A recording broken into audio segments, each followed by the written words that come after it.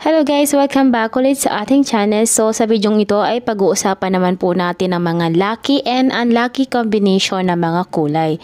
So ating uumpisahan sa mga lucky combination. Number 1, green and black. Ang green at black ay isang maswerteng kombinasyon dahil ang itim na tubig ay nagdadagdag ng mabilis na lumalagong berdeng kahoy.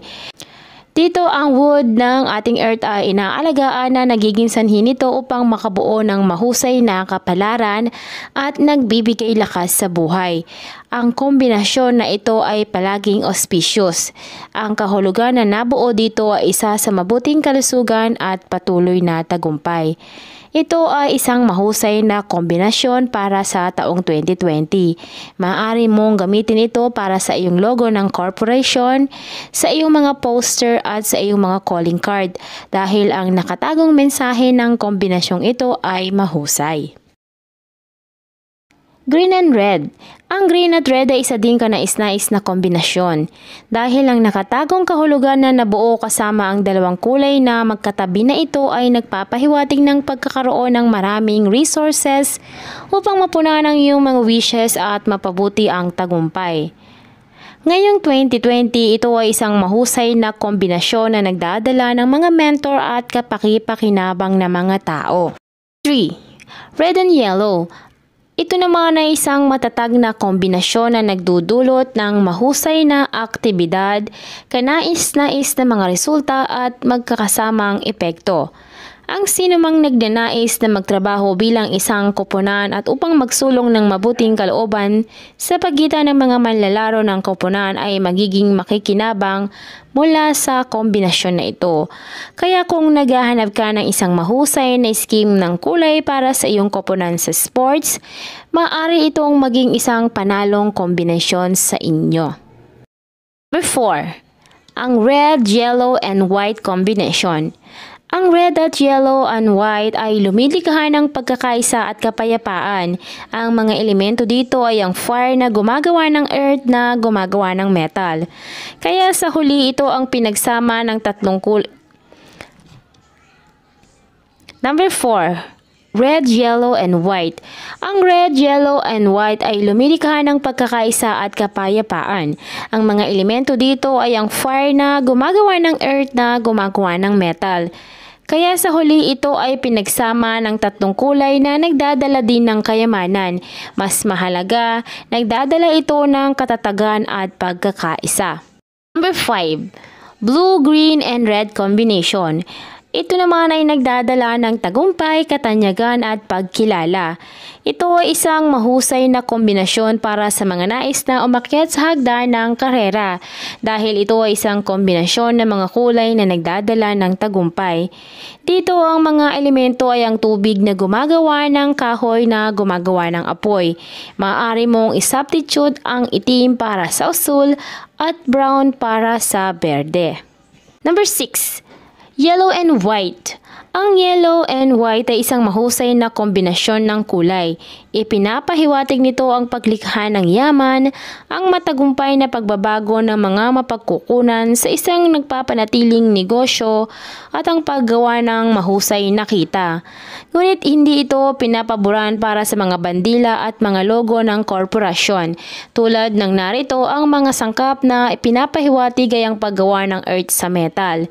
Ito ang mga elemento na pinakamahusay na ginagamit sa isang kapasidad sa saligan. Sa gayon sila ay mahusay para sa mga kulay ng bahay o opisina ng dekorasyon.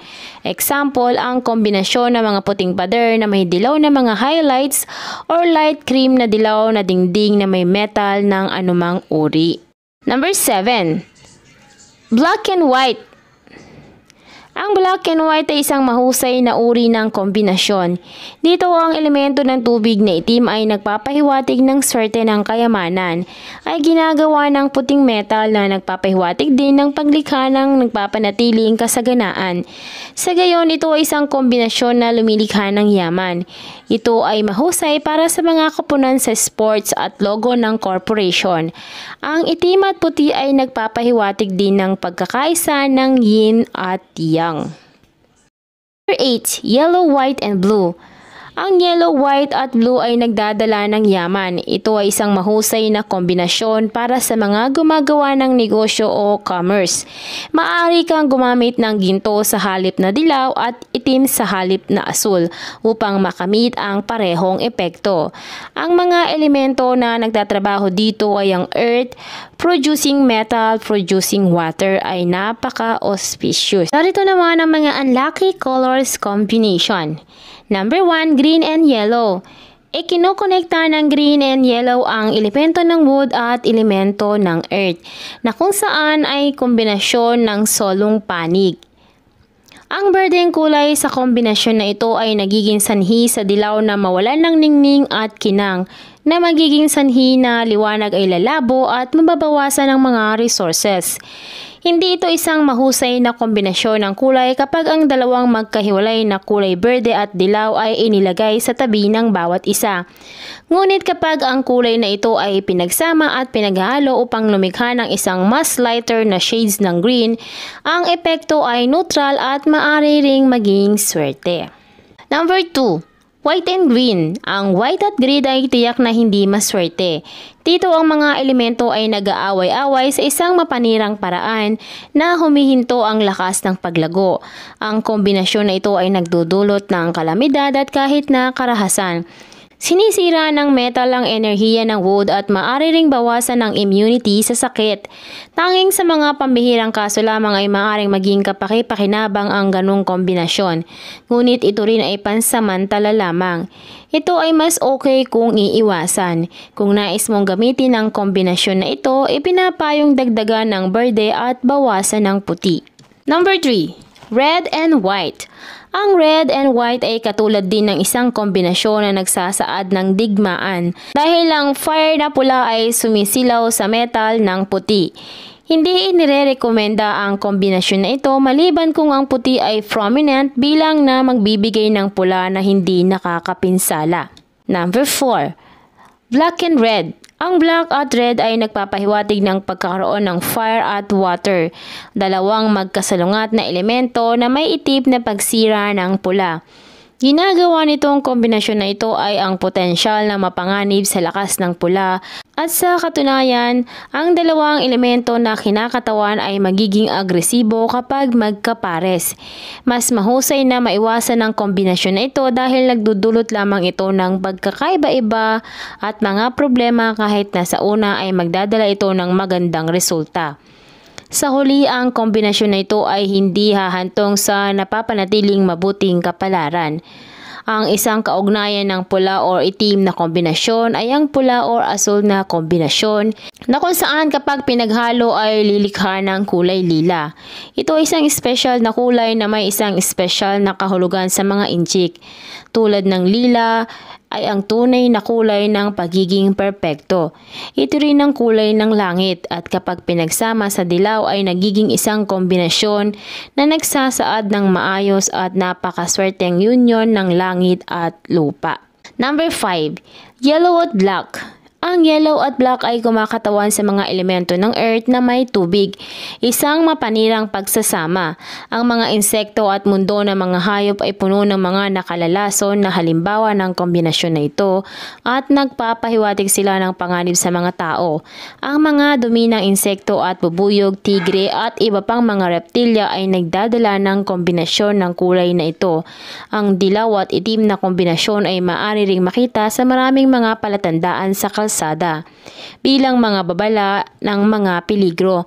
Ngunit bilang isang proteksyon na scheme ng kulay, ito ay isang mahusay na kombinasyon.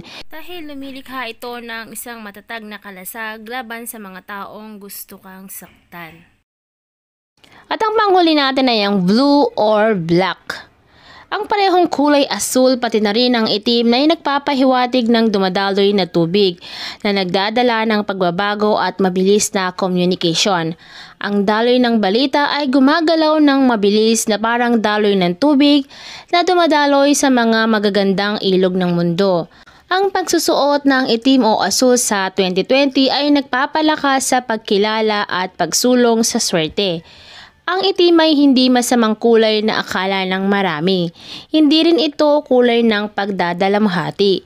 Gayunpaman, hindi ito pinabuburaan sa mga pagdiriwang at mga okasyon na pagdiriwang. Iwasan ang pagsusuot ng itim sa kasal ng isang tao o hapunan ng kaarawan dahil sadyang hindi ito isang magandang bagay na dapat gawin. Hindi dahil sa ang itim ay nagdudulot ng masamang kapalaran, ito ay dahil ang kulay itim ay nauugnay sa madidilim na espiritu ng gabi. Kapag kasi pumasok ka sa pagdiriwang ng okasyon ng nakaitim, ang takot ay ang mga libot na espiritu daw ay magagawang sumama sa iyo at pumasok upang masira ang okasyon.